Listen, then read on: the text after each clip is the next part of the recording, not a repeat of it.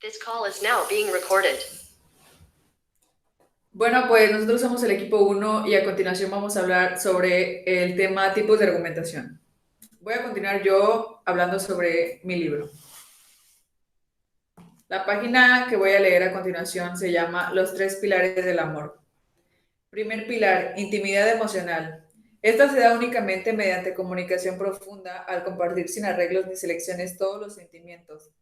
Al hablar con el corazón, al exteriorizar dudas, temores, ambiciones, sueños, preocupaciones, alegrías, penas, al confesar los yerros del presente y del pasado, al descubrir ante la persona amada el lado oculto y desconocido por otros de nuestro ser. La intimidad emocional es confianza absoluta, complicidad, integración, alianza. Cuando ésta existe, se interpreta rápida y correctamente el lenguaje corporal. Se detecta el verdadero estado de ánimo del compañero, aunque no haya vocablos de por medio. Y cuando se usan las palabras se hace de una forma única y especial, en un nivel de fraternidad distinto al que se da en la comunicación con el resto de la gente, obviamente. Segundo pilar, afinidad intelectual. Las personas no están hechas solo de emociones, están hechas también de ideas. Para nutrirse con los pensamientos de otros se requiere de una correspondencia intelectual capaz de permitir puntos de vista complementarios. Las personas pueden tener la capacidad de comunicarse íntimamente, pero no se poseen una forma similar de raciocinio respecto a los conceptos fundamentales como el trabajo, los valores, la religión, el sexo, la educación de los hijos, el tiempo libre, la mente durante su convivencia, terminan excluyéndose el uno al otro de gran parte de sus actividades. Pocas cosas alimentan más la llama del cariño que aportar ideas valiosas, desapercibidas para el otro. En la medida en que alguien se ame a sí mismo, podrá amar a su pareja y la autoaceptación es un concepto que se da en la mente. Solo siendo maduro intelectualmente es posible aceptar la individualidad e independencia del compañero, evitar los celos, el egoísmo, la posesión. Solo con el juicio sereno y claro se es capaz de perdonar, ceder, dar oportunidad, aceptar los errores y estar dispuestos a permitir imperfecciones. En el cerebro del adulto nace el sentido de compañerismo y fidelidad. Perdón. La moral verdadera no es producto de prejuicios, sino de razonamiento inteligente. Y por último, el tercer pilar, atracción química. Si tienes con tu pareja intimidad emocional, puedes decir que es tu amiga. Si además se complementan en ideas, puedes considerarla tu compañera, pero falta un último punto indispensable para anudar el lazo del amor. También se debe poder llegar a ser tu amante. Esto se consigue con la atracción química, y no me refiero al gusto corporal, pues es frecuente considerar hermosa a una persona sin sentir ningún interés por ella. La apariencia es algo superficial y vano. Lo que enciende el magnetismo entre dos individuos no es fenómeno físico, sino químico. Solo se da entre algunos. Tal vez no se trate de gente bonita, pero la química les permite ver más allá de lo visible y arder con la belleza que solo ellos detectan. Cuando hay este tipo de hechizo, a las personas no les importa lo que los demás piensen respecto al físico de su pareja. Se sienten a gusto juntos porque se atraen realmente. Se besan y se tocan con gran espontaneidad, con verdadera pasión. Hay esta magia que los impulsa a estar cerca, el grado mutuo, forma especial y única de ser del otro. En conclusión, el hombre está formado de emociones, inteligencia y cuerpo, los tres pilares del amor. La pareja debe tener conexión adecuada en cada uno. Antes de casarte, haz un análisis minucioso de ellos. Si eres casado, revisa las grietas que pueden tener. Al hallar algún problema, detente y analízalo con tu pareja. Bueno, voy a argumentar lo que acabo de leer. Ay, un momento. Bueno, lo tengo anotado, lo voy a leer. Imagina que sobre una mesa triangular sostenida por tres patas vas a intentar construir un enorme castillo. No te atreverías a pararte encima de esa mesa sabiendo que una de sus patas está rota, ¿o sí? Y mucho menos te atreverías a subir en ella a tu esposa y a tus hijos. Pues entonces, revísalas hoy. La carencia o debilidad de un pilar hará que tu vida amorosa se desmorone tarde o temprano, provocando un doloroso desenlace. Este fragmento que acabo de leer para mí es el argumento basado en descripciones. Y lo elegí porque describe las tres características fundamentales sobre una vida amorosa. Y pues para finalizar, el sentido general de mi libro, perdón, habla sobre enfrentar el tema del noviazgo y del sexo prematrimonial en forma directa y actual, proporcionando al lector armas para decidir entre las precisiones y tomar mejores decisiones en sus relaciones íntimas. Y listo. Bueno, a continuación voy a seguir yo con la lectura de mi parte del libro, que se titula Diferente. En el capítulo Una necesidad profunda. Y dice así: nuestra sexualidad está íntimamente ligada a nuestra identidad. Son indisolubles, no se pueden separar. Sin embargo, esto no quiere decir que nuestra sexualidad esté predefinida. También se construye. Al igual que nuestra identidad, es una obra de arte que se elabora con materiales originales, tendencias de la personalidad y predisposiciones hereditarias, pero sobre todo con una historia. Por eso es que no se puede hablar de sexualidad sin hablar de cómo fuimos hechos y del gran diseñador. Dios tiene que ver con el sexo más de lo que sospechamos. También la santidad tiene que ver con el sexo más de lo que sospechamos, pero no de la forma en que tradicionalmente pensamos. De hecho, la relación entre la santidad y el sexo es exactamente la opuesta a la que la mayoría de las religiones han enseñado. Incluso la religión cristiana en su versión popular. El sexo no es algo malo, sucio o pecaminoso, sino algo puro, maravilloso y milagroso. Por eso Dios está tan interesado en que disfrutemos de una sexualidad sana acorde a su diseño, porque para eso la inventó. La sexualidad no es un efecto de la caída. El relato en Génesis nos cuenta que Dios no estuvo satisfecho con que Adán estuviera solo, y entonces le dio una compañera idónea, adecuada, ideal. Simplemente con detenernos a observar la biología de las diferencias genitales entre un hombre y una mujer, ya podemos tener una idea de cuán idónea fue esa compañera. Matthew Henry, el famoso comentarista bíblico galés, hace referencia a un versículo que tiene antesala en que el hombre fue hecho imagen y semejanza de Dios. Él explica que estas dos palabras, imagen y semejanza, quieren decir la imagen más semejante, y que esta imagen se parece a Dios en tres aspectos.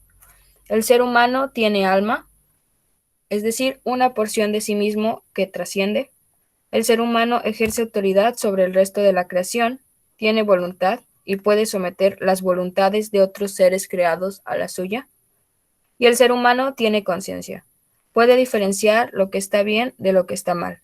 Posee un instinto de moralidad y justicia, y por eso todas las civilizaciones de la humanidad han establecido leyes de convivencia y han experimentado vergüenza y culpa al hacer lo que es malo.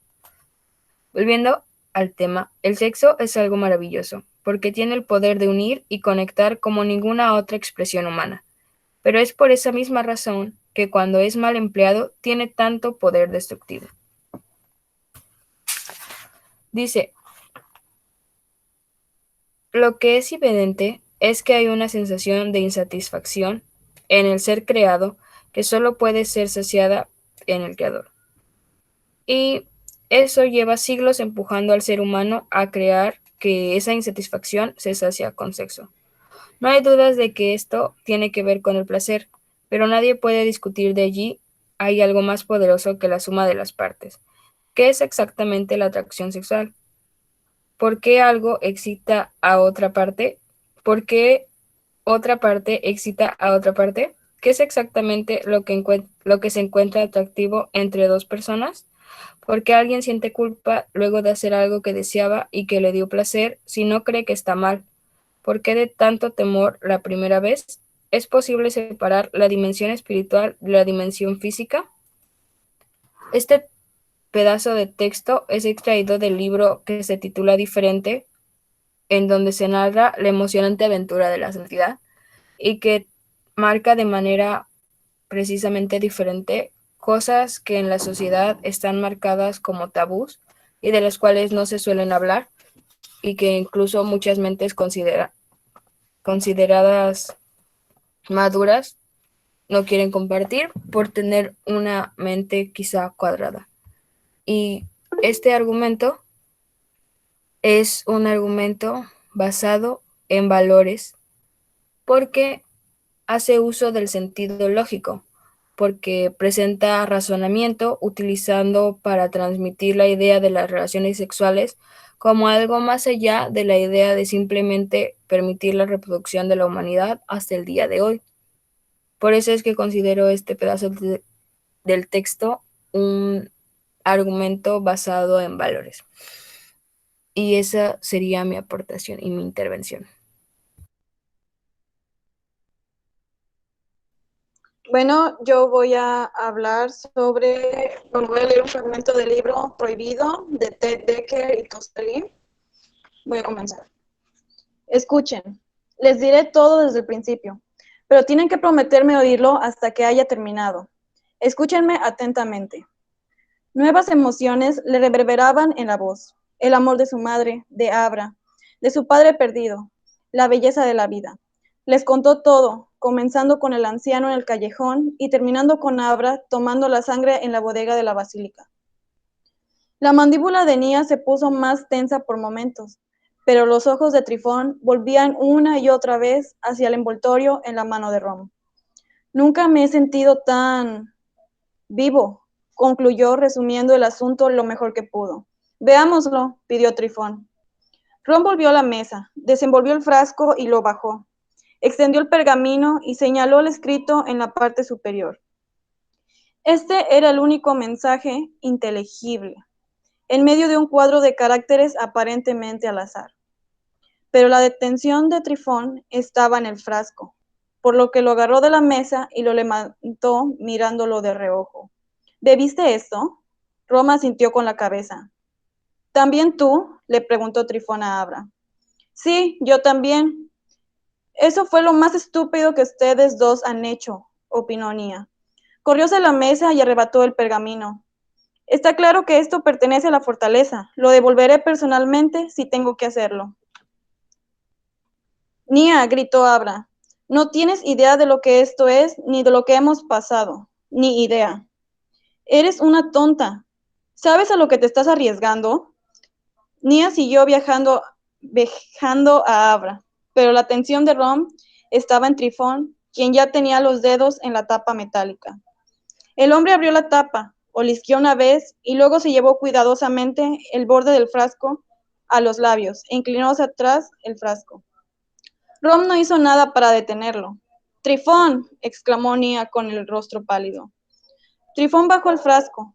Su único trago había llevado la sangre más abajo de la siguiente medida, un hecho que Rom registró con un poco de alarma. Había habido solo suficiente para 5 personas, pero ahora quedaban menos de 2 medidas. Bueno, puedo decirles que sabe horrible, confesó Trifón, limpiándose la boca con el lomo de la mano y volviendo a sellar el frasco. ¿Te has vuelto loco? Ahora también tendré que delatarte. Estoy cumpliendo mi deber como guardia, dijo Trifón, pasándole otra vez el frasco a Rom. Bueno, este texto yo considero que es una argumentación basada en narraciones, pues el autor trata de convencernos de que lo que está sucediendo pues realmente está pasando. Este libro trata sobre la historia de un joven que se llama Rom y él es como el elegido y hay una sangre que es poderosa, que es la que bebieron justamente en esta parte que leí, así que es una pieza clave del texto. Y entonces esta sangre lo que hace es de que los humanos vuelvan a tener emociones, ya que en esa época en la que está narrado el libro, se supone que es un mundo futurista donde había un virus que hacía que las personas no sintieran ningún tipo de emoción y llegaba esta sangre milagrosa que pues ayudaba a recuperar las emociones. Todo esto también es considerado una metáfora, según por parte del autor, ya que dice que representa pues a la iglesia cristiana.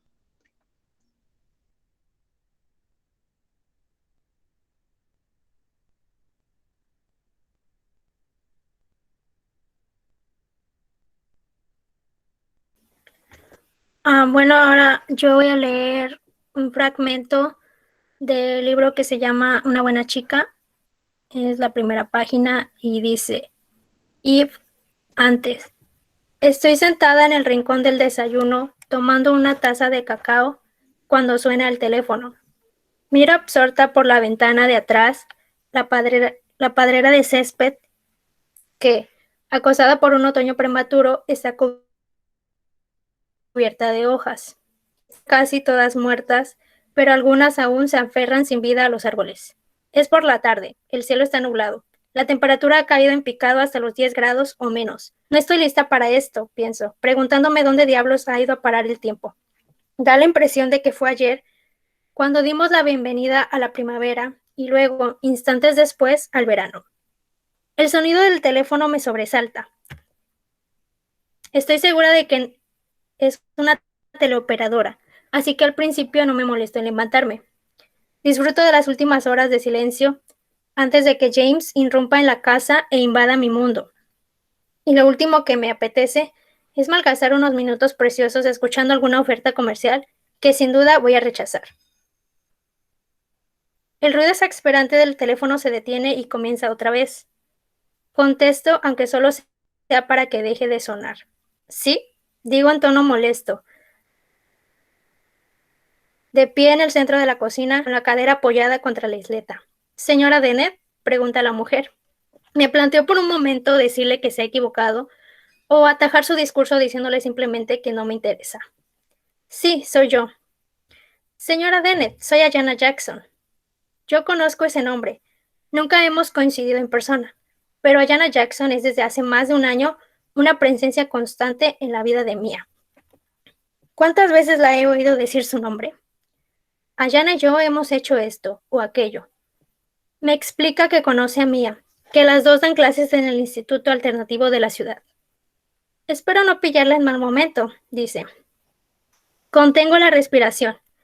No, Ayanna. Acababa de entrar por la puerta. Miento. Mia cumplirá 25 años dentro de un mes, el 31 de octubre. Nació en Halloween, así que deduzco que Ayanna llama por eso. Quiero organizar una fiesta sorpresa para mi hija. Señora Dennett, Mia no ha venido hoy a trabajar, dice. No es eso lo que esperaba oír. Tardó un momento en reaccionar. Bueno, estará enferma, respondo. Lo primero que se me ocurre es tapar a mi hija. Debe de haber una explicación razonable para que no haya ido a trabajar ni haya llamado para justificar su ausencia. Mi hija es un espíritu libre, sí, pero también es muy formal. ¿No sabe qué le ha pasado? No, contesto, pero eso no es tan raro. Pasamos días, a veces incluso semanas sin hablar.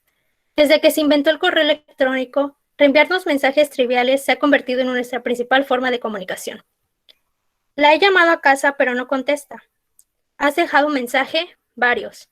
¿Y no te ha llamado? No. Escucho desganadamente a la mujer del otro lado de la línea. Miro por la ventana, observando cómo los hijos de los vecinos sacuden un arbolillo escuálido para que las pocas hojas que quedan caigan sobre ellos. Los niños son mi reloj. Cuando aparecen en el jardín de atrás, sé que ya es por la tarde y que el colegio ha terminado. Cuando vuelven a entrar en casa, sé que es hora de empezar a hacer la cena. ¿Has probado a llamarla a su móvil? Salta directamente el buzón de voz. ¿He dejado un mensaje? Sí. ¿Estás segura de que no ha llamado para avisar? En la administración no saben nada de ella. Me preocupa que Mia se meta en un lío. Me preocupa que la despidan. Todavía no se me ha pasado por la cabeza la posibilidad de que ella pueda estar en apuros. Espero que esto no haya causado muchos inconvenientes. Ayanna me explica que los alumnos de la clase que Mia tenía a primera hora no informaron de la ausencia de la profesora y que no fue hasta la segunda hora cuando por fin se corrió la voz de que la señorita Dennett no había ido a trabajar y no había sustituto para ella. El director bajó a imponer orden hasta que llegara un sustituto y encontró las paredes llenas de pintadas hechas con los carísimos materiales de dibujo que había comprado Mia de su bolsillo cuando la administración del centro se negó a hacerlo. Señora Dennett, ¿no le parece extraño?, pregunta Ayanna. Esto no es propio de Mia. Bueno, yo considero que el tipo de argumento de este libro está basado en narraciones, pues lo que es una historia que está narrada a tres voces y en tres tiempos distintos, lo cual es algo que le aportó muchísimo al libro. Esas tres voces se alternan a lo largo de todo el libro sin ningún orden en específico. A pesar de ser de esta forma, para nada se pierde el hilo de la historia, por lo cual yo creo que la autora hizo un excelente trabajo. Encontramos saltos temporales de antes de la desaparición y después de ella, narrados por los tres personajes. Y bueno, este libro nos retrata la vida de Mia Dennett, ese es el sentido general del libro, que es una chica de 25 años que es profesora de arte en un colegio. Pues una noche Mia queda en juntarse en un bar junto a un amigo con el que salía, pero cuando él no aparece decide tomarse un trago e irse. Sin embargo, comete una imprudencia. A pesar de nunca haberlo hecho, decide marcharse con un misterioso desconocido. Colin Thatcher parece un joven dulce e inofensivo, pero Mia se da cuenta más tarde que fue el peor error que había cometido en toda su vida. Este chico decidió llevarla por la fuerza a una vieja cabaña que se encuentra aislada en las montañas de Minnesota, apartada de todo rastro de civilización. Es una decisión que él toma en un momento, puesto que él debía entregarla a las personas para las que trabaja. Y a partir de este momento, tanto la madre de Mia y el detective que lleva el caso, Kay Hoffman, no descansan hasta encontrarla. Lo que ninguno de los dos podía llegar a predecir eran las implicaciones emocionales del secuestro, que acabarían por derrumbar la vida familiar de los Dennett. Y el lenguaje es bastante sencillo.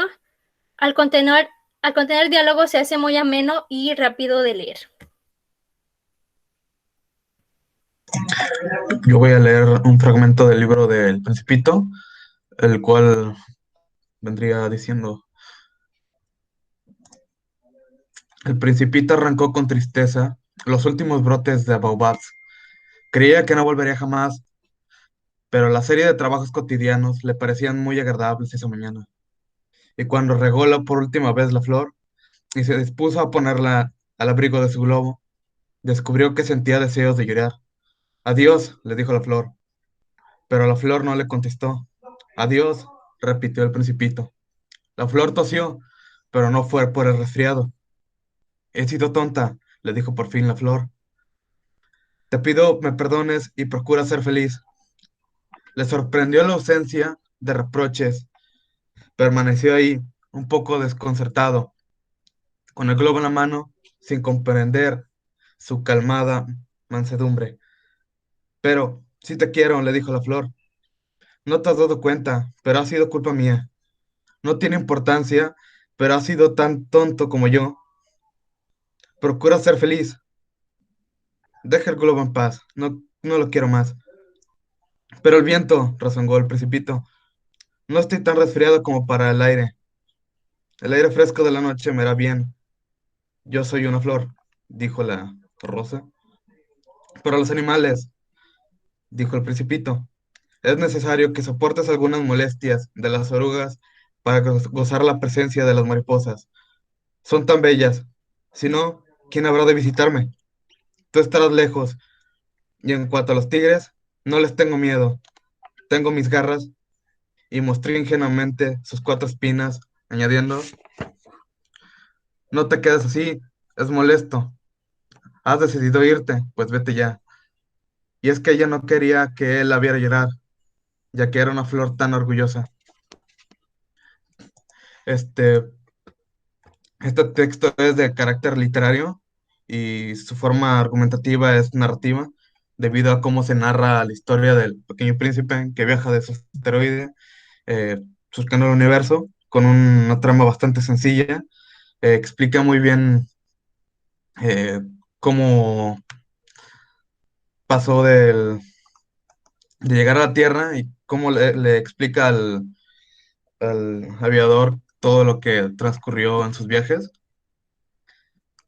También la historia habla más que nada del Principito, que vive en un pequeño planeta, el asteroide en el cual existen tres volcanes y obviamente la flor. Eh, Pasan los días quitando árboles de baobab, ya que si estos llegan a crecer demasiado pueden destruir su asteroide. Un día cansado de los caprichos de la flor, decide explorar otros mundos en busca de un amigo. Es así como llega a 6 planetas diferentes, cada uno de ellos habitado por un personaje distinto: un rey, un vanidoso, un bebedor, un hombre de negocios, un farolero y el geógrafo. Cada uno de ellos, a su manera, le muestran los vacíos que se vuelven los adultos y lo difícil que es comprenderlos. Finalmente, el geógrafo le recomienda viajar a la Tierra, donde ahí conoce al zorro, la serpiente, el aviador. Y el aviador vendría siendo el que narra toda esta historia.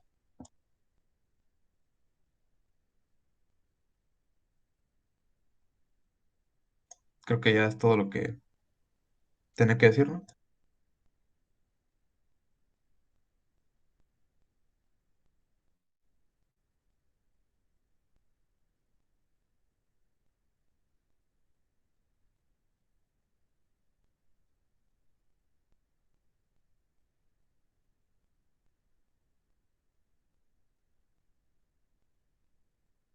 Ok, es mi turno. Yo voy a hablar de lo que vendría a ser El Padrino, una novela de Mario Puzo, no me acuerdo bien cómo es. Voy a leerles este fragmento de una discusión entre Sony y el padrino. Escucha, Sony, dijo Hagen con cierta impaciencia. A tu padre no le gustaría oírte hablar así, ya conoces su opinión. Eso es un despilfarro. No nos detendremos ante nada si el don nos ordena ir a la casa de Soloso. Pero esto no es una cuestión personal, sino un asunto de negocios. Si vamos tras el turco y las otras familias interfieren, discutiremos con ellos el problema. Luego, si ven que estamos completamente decididos, nos dejarán hacerlo. El don hará concesiones en otros terrenos para compensarlo, pero no dejes que corra la sangre en un asunto como este. Solo son negocios. Incluso el atentado contra tu padre fue un asunto solo de negocios, pero no hubo nada personal. No lo olvides. Para argumentar este fragmento de la novela, puede ser que esa persona en la que más confías, aquella con quien nunca esperas una traición, puede ser la primera en traicionarte. Un enemigo puede esconderse incluso en la familia. No es personal, son solo negocios.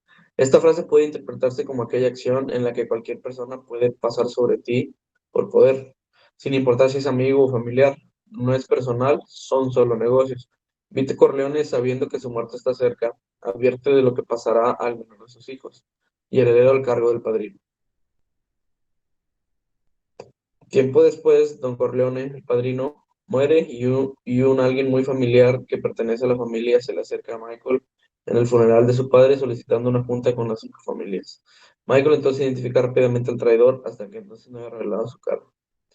El tipo de argumentación del fragmento que leí yo creo que es basado en valores, porque en las décadas pasadas los valores de la mafia eran muy importantes para ellos, tal como lo indica lo antes leído, que no importa tan fuerte que haya sido el daño recibido o la pérdida que hayas tenido, como la muerte de tu propio padre, si son solo negocios, nada es personal, y no puedes ir corriendo a buscar venganza. El sentido general de esta novela narra la historia del padrino, un hombre que fue el capo más respetado de toda Nueva York, déspota, benevolente, implacable con sus rivales, inteligente y fiel a los principios del honor y la amistad. Dirige un emporio que abarca el fraude, la extorsión, los juegos de azar y el control de los sindicatos. Nos viene a contar más que nada lo que fue la década pasada, los años 90, 80, 70, cómo se manejaba lo que era la mafia, y nos trata de dar el sentido de lo que era en ese entonces.